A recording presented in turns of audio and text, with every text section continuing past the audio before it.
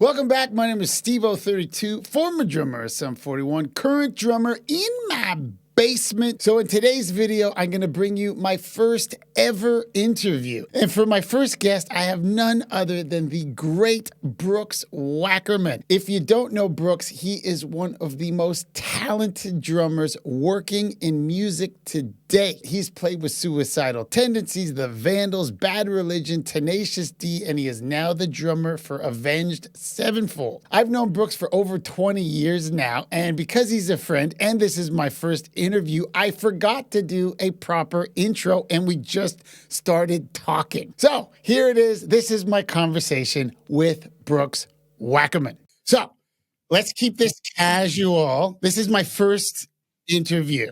Oh, is it? I feel privileged. You are popping my cherry. Another cherry pop. Let's start just because I know, but for people who don't know, when did you start playing the drums and who taught you? I can't remember when I started playing drums because as far back as I can remember, I've always played drums. So according to what my parents told me, as soon as I started walking, that's when they handed me sticks. So I'd say like around 8 or 9. That's when I started walking. But your whole family, your dad was a drummer and a teacher. Your two older brothers are, because you're the youngest, right? Your two older brothers are drummers, and then one other brother, Bob, is a bass player. Exactly. Yeah, Bob is an amazing bassist, and John, Chad are drummers, and then my father was a drummer. And so did they teach you? Is that who taught you? Or did... No, so we all took from, I'm sure they maybe taught me how to hold the sticks when I started walking at 8 or 9. I don't remember anyone teaching me in my family. I just remember going to lessons. I took from two incredible teachers, Chuck Flores, who's a jazz teacher, and Murray Spivak.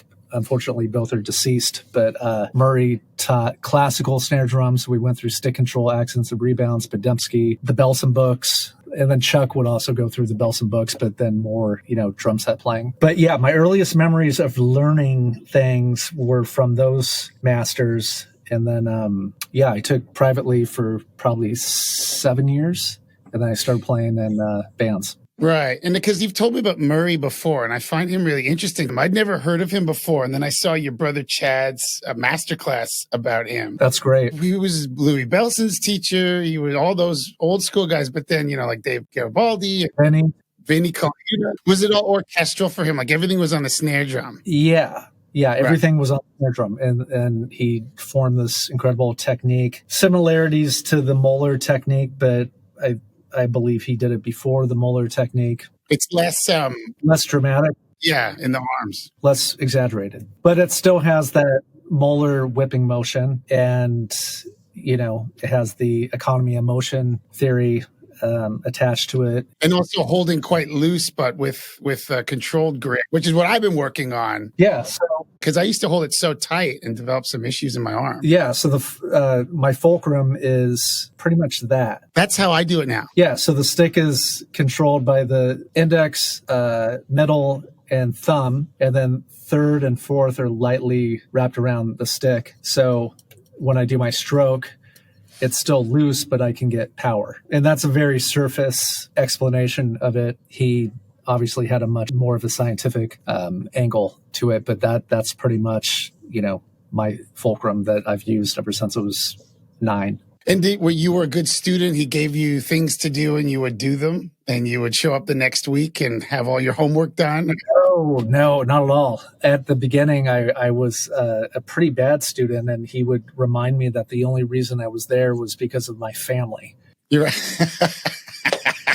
I kid you not. He would tell me that every time I came up until I started getting better. He's like, the kid is finally getting it, Chuck. The kid's finally getting it. I see. Yeah. He got into fractions, note values, and I couldn't grasp that. So he would get frustrated with me, and he would call me the faker, because I would just say, yeah, I understand. He's like, you're the faker. There was a bully element to him, but I think he knew I want to say in his head that he knew that I was going to hopefully become a better drummer than I was at the beginning. So there you have it. Working with masters from such a young age clearly set him on the right path. It's crazy knowing that his teacher also taught drumming giants like Louis Bellson and Vinnie Colaiuta, but it does explain a lot. So he starts out at a very young age, and I was curious about how he made the transition from student into professional musician. I was signed to my band at the time was called Bad for Good, and Steve Vai produced our record. How old are you? You're 12. I'm 12 years old. Yeah, 19. We're bad. We're 19. But you weren't bad in 19. You were bad in 12. And Jimmy Iovine signed him to this new record company called Interscope. And the only bands on it were Nine Inch Nails, Primus, Dr. Dre, the Rico Suave guy, and this band called Bad for Good that I was a part of. So I met the guitar player at the NAMM show, and I was watching him at the Ibanez booth, and his dad came up to me because I had hair down to my ass, and he said, "You look like a musician." And I said, I'm a drummer. And he's like, well, we're looking for a drummer. And then he asked me questions. My dad was there. We play together. It goes well. And then we're signed to Interscope. And so we did the Ocean Way Studios, and my first time experiencing how to record. And what was that like? Like, how did you feel recording for the first time? Some songs were easy, and then other songs were difficult. I remember there was a song called Devil and the Angel that had like a Everybody Wants to Rule the World, Tears for Fears beat, like not get it. Just did not feel right. So I had to really work on that one, and I think they just punched me throughout the song. Was it because you couldn't play to the click, or I just couldn't get the right feel? It was me. So the click did a great job. I just couldn't get the I couldn't be Jeff Porcaro for some reason. Yeah, I remember when we did our first EP, they were like, "Oh, you should put a slow song." Or on the first album, you should put a slow song on it. And I'd never played a slow song in my life. Couldn't do it. If you're not used to space in between the notes, it's hard to find the pocket. But it was a great learning lesson for me, because I just started jotting down what I had to learn and what I want to work on, where I wanted to be a year from then, and I just woodshedded. So, signed to a major record label at 12. I thought I was young, signing Sum 41's record deal at 18, but 12? Also discovered at the NAMM show. How about that? I thought that was pretty cool. I didn't know that. It's also interesting to me when he talks about struggling in the studio and then afterwards writing down things he wanted to work on and then setting goals for where he wanted to be a year from then. I just started doing that now, and I'm 43. Anyway, I was curious to know how he transitioned from almost a manufactured band into his next band, Infectious Grooves, with future Metallica bass player Robert Trujillo. So we rehearsed at a place called Mates in Hollywood. Suicidal Tendencies and Infectious Grooves, which was started by Mike Muir for both bands, and then Infectious was started by Robert Trujillo and Mike. So we were next door to them playing, and Robert, during a break, asked who the drummer was to Bobby, the owner, and he said, "Oh, that's a 12-year-old kid." So he saw me walk out and he asked, "Was that you playing drums?" I said, "Yeah." He's like, "Well, Infectious Grooves is looking for a drummer. Would you be interested in auditioning?" And I said, "Yes, I would be." Yeah. And what did your parents think of that? Like, well, they were very supportive. They would drive me to my rehearsals and auditions. But it's just funny coming from like jazz background, and all of a sudden the guy from Suicidal Tendencies wants me in the band. The way that sounds to a suburban parent would be like, what? And then so you joined Infectious Grooves, but not Suicidal. Not Suicidal, yeah. Okay. At that time, I discovered all of like Josh Freese's work with the Vandals, and I'm like, oh, okay, that's I like this. I like these. I like this thing called punk rock. So I started really getting into punk rock and listening to the Ramones, the Vandals, all the SoCal bands, NoFX, descendants. So yeah, and then I was a fan of, Suicidal and Infectious Groove. So I was obsessed with the 4 songs that they told me to learn for the audition. And I luckily had a great audition and got the gig. Yeah. And I wasn't like under the microscope. They're like, just play. We hired you because we like your style. You don't have to be told what fucking kick pattern or what cymbals to be playing, So I had like the freedom as a musician to really play what I want and create my own drum parts. So, okay. So you're in Infectious Groove. When do you transition to Suicidal? I think maybe 4 years after that. A question I have about Suicidal is like Suicidal for some reason, and I don't know why, has become this sort of like starting ground for great, great drummers, not just average drummers, like exceptionally good drummers. And I don't know why. Like it was you and then like Eric Moore for a minute and then Thomas Pridgeon for a bit. Ronald Bruner Jr. I think after Ronald, and maybe those dudes are friends, but like after Ronald, it just kind of, you got Eric Moore and Thomas and all these just, amazing players. It was just a fucking pedigree of just greatness, Now they have Jay. Yeah, right. They have Jay Weinberg now. I mean, these aren't just great drummers. These are like exceptionally badass. Revolutionary, pushing the envelope in the drumming community. Why do you think it's Suicidal? My guess is that after Ronald played some of those guys, in that genre of just massive chops and maybe first time playing punk rock, they just kind of got this level of excellence and they killed. And is it maybe just because, like you said, they kind of just let you do your own thing? Yeah. Mike is very open. There's a reason. It's like a casting agent or director hiring an actor because they know they're going to perform and do the job a certain way. I remember Alan Holdsworth never telling my brother Chad one word of direction because he trusted him. He's like, there's a reason you're here. So I'm not going to sit here and tell you what to play because I'm going to trust you're musically so in tune that we're just going to feed off of each other. But yeah, it's a trip. So how did you meet the Vandals guys then? Like, how did that come about before we get to Bad Religion? Because you and I both love those guys. Like, they're so great, but they can be very picky about who they want around. The hang is kind of hard too. If you can't keep up mentally, you'll be left in the dust if you can't hang, or you'll be made fun of. Yeah. So you may have heard of Chris Lagerborg. Take It Back was written about him. Take it back, take it back, take it back. I know the song. It's one of my favorite songs. I don't know him. He was a mutual friend of mine and Josh, and he heard me play with Bad for Good in Long Beach. So when Josh started becoming Josh Freeze, playing with everyone in the world, Chris said, hey, there's this kid that I just saw that you may want to check out. So I met Dave and Warren at a NAMM show, I think. This is actually just proof that you can get jobs at the NAMM show. That's two NAMM show jobs, Bad for Good and the Vandals. Oh my gosh, I owe my career to the NAMM show. If I didn't go that particular day with my dad, who took me every year, we may not be talking right now. Yeah, it's crazy. So Chris recommended me, and I was a huge Vandals fan. I knew most of the songs already.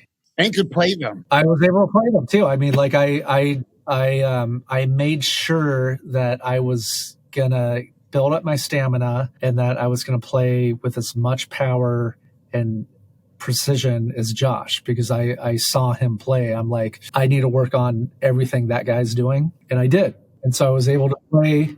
I was able to get through a set, and I just fucking obsessed over the 10 songs that they gave me for 2 weeks. Sweating to the Oldies was, I think I still have the CD. I still have the DVD. I don't have a DVD player, but I have that DVD. And yeah, I got the gig. They were happy. I was happy. Well, you did that one album. Is that you on Look What I Almost Stepped In? That's you, right? Yeah, that's me. Yeah, that's got one of my favorite songs. Which one? Behind the Music's on that one? The opening song. That's a great one. Drum solo. Octobon Tom Fills. Yeah, right. That was a fun record. It's a great record. Do you remember where we first met? I remember what I remember. Because the Vandals 741 toured together, for those who don't know. this is my recollection. It could be wrong. Josh Freeze was playing for the Vandals. I was blown away by Josh. I was like, this guy's amazing. Who is this guy? And we got on really good. And I would just sit and watch it. At some point on that tour, he left the tour to go do something else. And then you showed up. And I remember you came up to me after we played and you were like, hey, cool solo. Because I played that like ironic 80s solo in the middle of the set. And I hadn't seen you play yet. I was like, oh, thanks. You know, just a little something I've been working on. And then I went and watched you play the Vandals. And I was like, oh, God, I need to get better. And that's sort of how I remember. That was the first time I remember we met. But maybe it wasn't on Warped Tour. Maybe it was on this other tour. My first meeting with you was Dallas, Texas. We played a show, some club show, and I remember it was either sound check or the show itself. I got up there and you were like 2 inches away from me, right behind my hi-hat. Like, what's going on here? Accusing you of curving out. No, I didn't really know you, but I could tell you were bold and you know, you seemed like a nice guy. I just didn't know if, you know, it was one of those things where like, okay, let's see what this guy has. No. I've seen Josh Freeze play, but let's see if he can do anything. I just remember feeling pressure because I didn't know you. And I'm like, oh gosh, why does the headlining drummer have to be like that close to my hi-hat right now? I would just take notes with you and Josh. I'd never seen anything like that before. And I'd just be like, holy shit. I didn't know that was a thing. That's awesome. So I was watching as okay, these are things that are possible, not this. Show me what you can do. Well, that's awesome. I mean, like, you know, that's the best compliment to hear what you just said. So that's amazing. But yeah, I think I was also younger too, more insecure. And I'm like, you know, it just, you get in your head. And then once I got to know you, I'm like, oh, it's ridiculous. Whatever my thought process was. No, I'm being honest. I mean, I just watch because I'm just like, that's fantastic. So long ago too. How many decades ago? That was 20 years ago. Yeah. So you've got, you know, the Vandals, Infectious Grooves, Suicidal, that's all under your belt. You've got the style down. So the easy, natural progression into Bad Religion, how did that come about? Like, did they already know you? They must have known you. They didn't know me, but they kept on hearing my name because they would ask, who's a drummer we could audition that you'd recommend? And I believe Travis, Fletcher, maybe Josh, I have to ask him, all told Brett Gurewitz, you need to check Brooks out. So I left Suicidal, and all my friends that I just mentioned knew I was a free agent. So you left Suicidal before you joined Bad Religion? Yeah. So you just quit? Well, I was at a point where I just musically wanted to do something different. It was just, I think we were touring a lot, and I just wanted to explore some other options. So Brett Gurewitz called me up, and I think I just wasn't, you know, I completely respected Bad Religion, but I wasn't ready to join another band. I think I had left Suicidal maybe a month before, 2 months before, and I was honored that he, you know, was interested in me, but I told him I wasn't interested. You shut down Bad Religion. I just wasn't in the right mindset. So maybe a couple days go by, and he calls me back and he says, hey, I just want to explain to you, you know, Bad Religion's coming back to Epitaph, and I'm writing half the record. And, you know, this is basically going to, you know, in so many words, they're American Idiot, if you will. So I'm like, okay, I'm not like mentally good right now, but I'll come down and I'll play a few songs with you guys. So I went down there, and as soon as I walked in, everyone was just so welcoming and cool. And I'm like, oh, this feels good. Okay. Yeah. So let's explore this. So I sat down, played Stranger Than Fiction, Infected, and Best for You, and felt great. Felt that I nailed it. And my dad was waiting in the parking lot because I didn't have my license. Because hold on, how old are we now? So this is somewhat embarrassing. I'm probably 20, 21. Never got around to getting my license. I didn't get my license till I was 20. But you lived in Toronto, where you don't need a car. Yeah, I moved into the city where you don't need a car. We grew up in the suburbs where you don't even really need a car either. But yeah, you live in LA. It's essential. I just never got around to getting to the DMV. So I got the gig. I was stoked, and we made The Process of Belief. Yeah, which is a great record. Thank you. The drumming's great. The songs are great. You did 5 records with them? 6. It was a long time, man. 15 years, yeah. Great experience, learned a lot. While you were in Bad Religion, you started working with Tenacious D. So, yeah, as I would say, if you're going to be in the perfect second band to your first, who tours a lot, Tenacious D is the perfect second band to be in because they don't tour much. So Kyle knew Warren Fitzgerald, guitar player of the Vandals, and he recommended me for the D gig. So I met Kyle 2 years before he called me and said, "Hey, I met you at that club. Would you be interested in coming down and playing with the D?" Of course. So I think that was like 2006. And because they have some like fun kind of metal-y things. You know, did that allow you to do more stuff than Bad Religion? Yes, but it opened up on the second record that I did with them called The Empire Strikes First. So I introduced like double kick playing on that. I remember seeing you play with them and you just pull out the double kick pedal and be like, oh God, that's amazing. Just little bursts. It wasn't so much like a huge part of the song, but it would be these interesting fills and things like that I remember. I try and do it as enhancements more than parts with Bad Religion. Obviously, you know, it's more of a vehicle with Avenged because of the style, but when did you develop that technique? Because you did jazz with Murray and your other teacher. That's like hands and coordination. Double bass was all self-taught. Yeah, I picked up the Tommy Aldridge Hot Licks video, which I recommend. He's the drummer for White Snake. Amazing player. I stole so much shit from him. And then Terry Bozzio I stole from, and then Tommy Lee, and then Dave Lombardo. So tell me how you developed that, because, you know, like how did you develop your endurance and the coordination? I applied the same technique that I would do with my hands to my feet. So I would do like Swiss triplets on my feet. I would hear Terry Bozzio do this in solos, where he would go blah, ba, da, ba, blah, ba, da, ba, blah on the hands and then mimic that same pattern on the feet. Blah, ba, da, ba, blah, ba, da, ba, blah, ba, da, ba, blah. There was one book that I went through called Bass Drum Control by Colin Bailey. Hi, I'm Colin Bailey. I'd like to talk a little today about soloing in jazz music. So Colin Bailey's bass drum control, to me, is equivalent to what George Stone did with stick control. So I highly recommend that. And so would you just apply the work to the left foot? Is that what you're saying? Because he was a single pedal player. Yeah, single. So I would do all the exercises, and I would always start with my left foot because I wanted to do the hard work first, and just, you know, do the exercises with my left foot, build up endurance and speed that way. And playing different tempos too. So, and is that just playing, like, are you doing some kind of ostinato? I think in the book he has, you know, I mean, he's a jazz player, so there's a lot of spang-spang-a-ling. So I would do a page or two and then apply some free form, maybe more rock oriented or fusion beats on top of the bass drum pattern.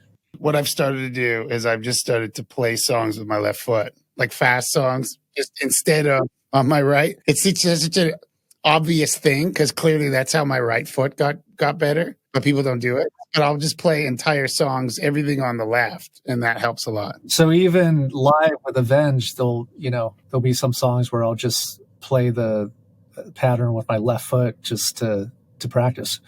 Well, let's get to Avenged. I remember when you told me that you'd switched to Avenged, and I was really happy because as much as I love Bad Religion and all these other bands, and I do love them, like you can do so much more than what's required in that setting. A lot of drummers can play in that style. Not as many drummers can play the Avenged stuff, but you can. So I just thought it was a great fit. Thank you.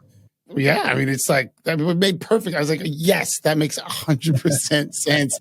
And so when you did switch to Avenged, you know, you said when you went to the Vandals, you were ready because of Suicidal and the Vandals, you were ready for Bad Religion. How difficult was it to transition into the Avenged stuff, which is quite technical and really physically demanding at the same time? Were you able to just do it because you were ready, or did you have to practice to get new skills to be able to pull it off? It was both. I mean, it was definitely having to practice new skills just by the way that Jimmy played. You know, I didn't do a lot of unison hand and double kicks at the same time. I had never played double rides before, like on Almost Easy, which was, I thought, a brilliant idea. So yeah, in a way, it was no different than how I prepare any other gig. I had to apply new tools, which was exciting, but I, you know, still devoted as much time as I did preparing for Avenged, as I did with Bad Religion, as I did with Infectious Grooves, as I did with the Vandals. So I think I developed a work ethic early on where, okay, if I put this much time in, I'll be able to really know my stuff and not have to overthink everything. Yeah. And so they contacted you, though, like they came about and said, we're interested. My friend Dione, he used to be my personal tour manager, and then he was Avenge's tour manager. My personal manager, sorry. They talked to him, and they started establishing a dialogue about, do you think Brooks would be into playing with Avenged? So he called me, and I'm like, what? You know, it was just so maybe not out of left field, but you know, when you get that call and, you know, you just start kind of envisioning yourself in a completely different light. You know, it's like metal festivals, even though to me, Avenged is so much more than metal, but we are playing metal festivals. So it was, yeah, it was exciting. I'm like, okay, I haven't felt this way in a while at the time. You know, I was grateful for all my work with Bad Religion, but I was in the band for 15 years. And as you mentioned, I wanted to, you know, spread the wings a little wider too, musically. So I'm like, okay, not only are they interested, but they're also interested in writing with me for this record. They want to come, they want me to contribute. And I'm like, yeah, let's do this. I mean, because, you know, to actually feel like you're a proponent and between five guys in a studio, you know, it's special. Did you feel like you weren't able to do that in Bad Religion so much? Like you came up with the drum parts. But the writers were Brett and Greg, and as they should be, because they created the sound. I always call them the Lennon and McCartney of punk rock. You know, it's like there's no one that can write like those guys. They get along about as well. They do. But I did feel parameters, but right. I'm not gonna sit here and say Bad Religion didn't allow me creativity. They did.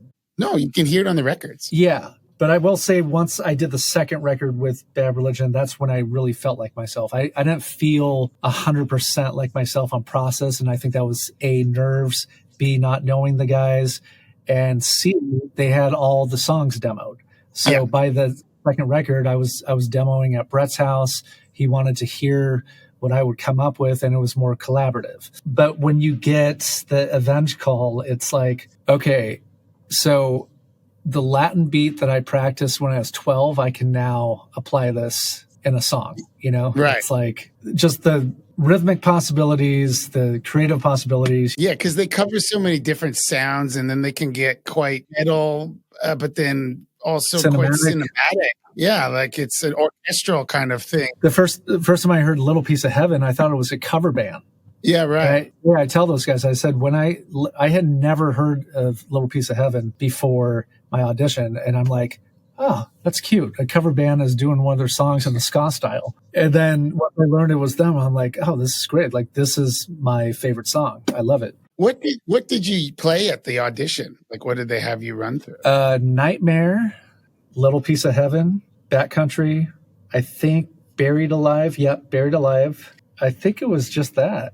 Did you know, or did you ever see Jimmy before when they were starting out? Because I remember the first time I saw them, I didn't even really know who they were. And they were playing after us at this festival. And we finished the show the way we always did, with like a big ending with like the In Too Deep, Fat Lips, Still Waiting, like mega block of hits that one gets the crowd more insane than the next. And and like no encore, obviously. We just walk off the stage and like, I was like, we just crushed it. And I remember thinking like, who are these guys? And I never would watch a band really unless I knew who they were, but I thought I would watch. And they opened with A Beast in the Harlot, and he did the solo, and I went, oh, he's amazing. And I just went and cried. Yeah, it's a whole different animal. Yeah, because that one record in particular, City of Evil, is like those first 6 songs, like maybe 5 songs, is one after the other. It's incredible. Yeah, we started playing Blinded in Chains on the cycle. How are your ankles? I remember at rehearsal, that was the first song that we went through. Like, are you fucking kidding? Of course, I'm like, I got it. I'll get through it.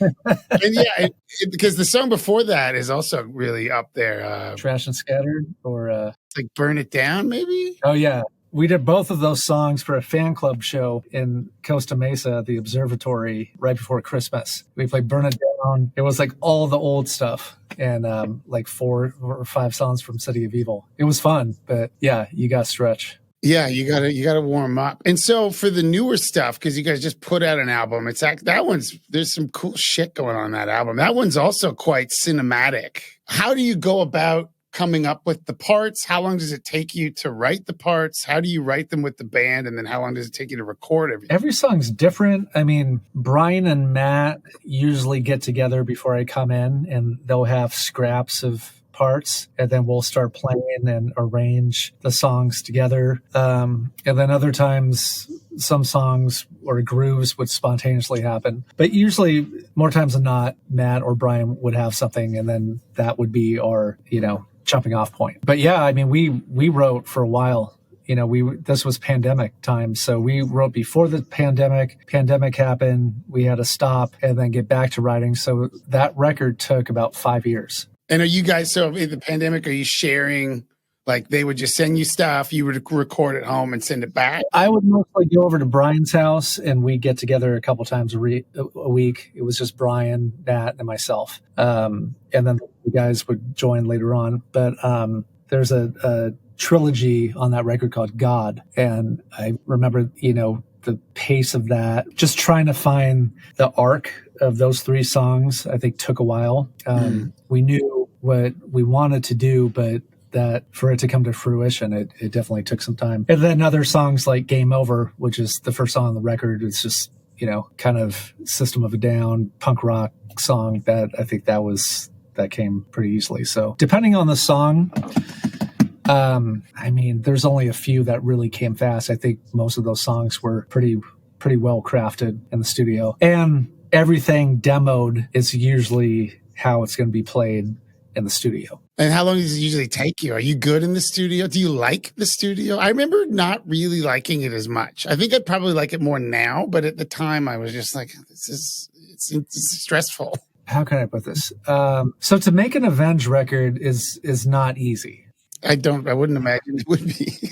So there's a lot of days where, you're frustrated. You're like, either someone in the control room has an idea of how a certain part, and I'm not saying this is on every song, but there would be moments where, like, okay, remember there was one song, let's just say it was Mattel chorus. I kept on doing the chorus over and over again, and I think Brian had something he was hearing, but I don't think he was like verbalizing exactly what it was, but I just kept on doing it. And I remember getting frustrated because I felt the earlier takes were better. Right. But I know how it feels when you have something in your head that you either can't express, but there's like something missing. And then eventually we came across something that was different, and we're like, okay, this is why we do it over and over again. Because nothing's precious. Like when I joined the band, they basically said, listen, we are very honest, and we nothing's precious, and we're all here to share the same goal, which is to make the best record we can make. So if that means telling a bassist, do a different bass line, I don't like that. We have to thicken up our skin. It's like, okay, let's do the best record we can and check your egos in at the door. You have to do what's best for the song, not for the player. Exactly. So it is frustrating, but there's other days where I can do 3 songs back to back and it's just flowing. But then next day you run into a hiccup or there's a technical problem. If I had my druthers, I would show up and just want to play the songs back to back. And because I always feel my best work is in the first 2 takes. Yeah, first couple takes, because then you don't get tired. Yeah. And there's so much lulls in between too. It's like, okay, let's change the heads. Okay, we're going to green room. I'm like, well, because you get your adrenaline going and then you crash down again and then you got to get back up again. That's a roller coaster. I remember reading a Travis Barker interview and he set it up with Blank on those records where he would make sure all the songs were lined up so he could just go back to back, and he would finish those Blank albums in like a day or 2. However, there's a lot going on with Avenged. There's sonics, there's a lot of layers, and I get it. There's a Bohemian Rhapsody. They create a lot of soundscapes. Oh yeah. But I imagine doing that, that's maybe why you need to have everything demoed out so specifically. Which would take a lot longer had we not done it that way. It's just the inevitable studio hurdles that you have to jump over. Yeah, I never enjoyed. I think because I was more impatient, particularly when I was younger. I probably like it more now, but at the time, like you said, you got to stop. It's such a physical instrument, particularly at some of these tempos. So it's like going and having a really strenuous workout and then stopping. And a cup of coffee, coming back, and then having to play at full velocity. Yeah, you have to get into a mindset. Yeah. Okay. So, I haven't even looked at my questions, but I think we've covered a bunch, but I did want to know, just quickly a few, what are things that drummers should be doing that you see over and over that they're not doing? I don't really put that much judgment on drummers because I know we all have different interests. And, I think common advice that I always give to a drummer that wants to expand musically or wants to do something different, say they've only been playing rock forever, but they want to become a more well-rounded drummer. Get out of your comfort zone and just start listening to Latin music, jazz, reggae, bebop, death metal. Just study drummers that you've never studied before. And because all of my favorite drummers are guys and girls that bring other styles into their music. And I think that's what differentiates, the boys from the men. So, if you're just playing rock and caveman drumming, which is a style, not to knock it, you're going to get tired and you're not going to bring much to the music if you're doing that for 2 hours, as opposed to playing with dynamics. And there's a time and place to play heavy. But I remember Danny Carey in an interview saying, you can't make the heavy parts when you're like this the whole time. You need to go somewhere dynamically. So I'd say dynamics is a big one, and just broadening stylistically. Yeah, I remember seeing, I can't remember if I read it or if I saw you say it, but in an interview, maybe you said learning Latin drumming, like those different styles, made everything easier. Ostinatos. Ostinatos are your friend. They are, yeah. There should be more children named Ostinato. Yeah, I should have named Oscar Ostinato. How do you practice? What do you, when you warm up, do you work on stuff like this all the time? Cause I watch your Instagram and everything. Oh, thanks. It looks like you are always working on something. When I was in Sum 41, admittedly now, I worked on Sum 41 songs and that was it. I was like, that's all I need to do. Whereas now I practice a bunch of things, but what do you do? Well, I mean, I I go into Avenged mode. So, I mean, I'd say 2 weeks leading up to rehearsals, I'll start easing my way into the set list and start playing a little harder. So it's not a shock on my body. But then I'll also, before getting into the Avenge stuff, I'll warm up on some rudiments, some exercises. If I learn something from YouTube or on a record, I'll jot it down or be inspired by, musicians. Doesn't even have to be a drummer. It could be, guitar player, violinist, whatever. But if I'm not doing Avenge stuff, I don't know, it's kind of all over the place. I mean, I'm always trying to figure out patterns that are out of my comfort zone, whether it be new approaches to double kick playing.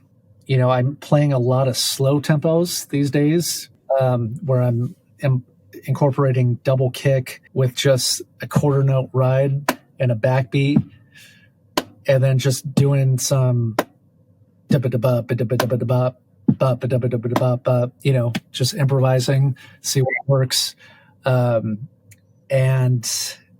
adding ghost notes to. I really like things that aren't supposed to be together. If you play double bass, usually you don't hear ghost notes, but if you raise the ghost note enough, you can get like a cool, almost drum and bass thing going on against it. So, as an example of what I've been working on recently.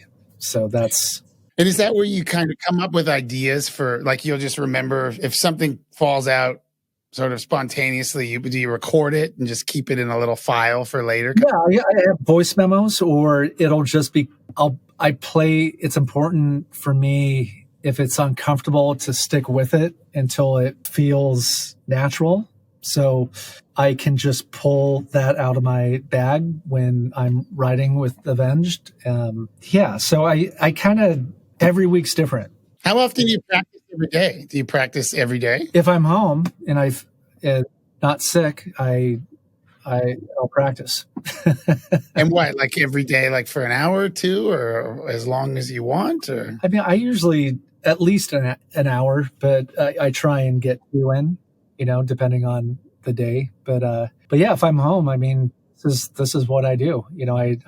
I never want to be content. I love progress. I love learning. I love turning on my keyboard and trying to find loops to play with. So, even days where I don't feel like practicing, I'll get my ass in here and just, even if it has to do with, doing something different with the kid and putting different symbols up, just something where before going to bed, I could say, okay, well, I did something musically and helped my craft. Yeah, I think it's important to sort of, this is going to sound so lame, but like fall in love with the idea of learning, because I didn't do that before. And now that is what I'm addicted to.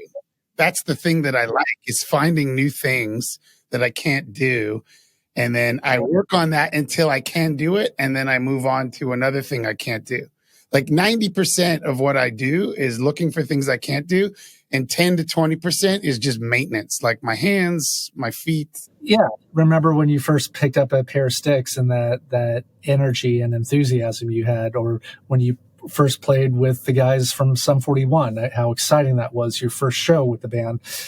I'm always trying to maintain that feeling at 48 with even though I may not get that feeling every time I'm, fucking 2 months into a tour.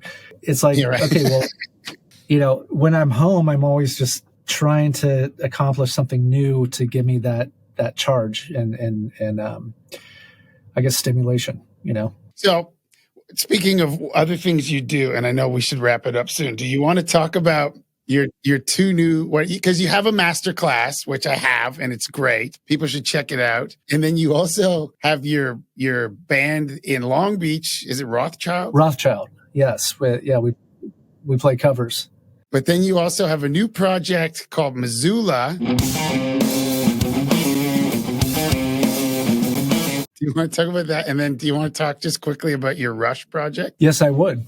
You told me about it at Christmas, and I was like, this is great. Yeah, I just filmed it. I'll start with the Rush project. So I wrote a script called The Rush Syndrome. And the premise of the script is based on 3 attractive ladies that are, dressed like business women for the most part. And they get together for brunch, and the only topic they will talk about is Rush. But they get very deep into the minutia of Rush, meaning what types of drum heads Neil Peart used, like on Permanent Waves, what kind of snare heads he used on the Power Windows tour. They're basically behaving like every Rush fan. Male Rush fan, except they're hot ladies. Yeah, right. So this goes on for quite some time, and it's all dialogue.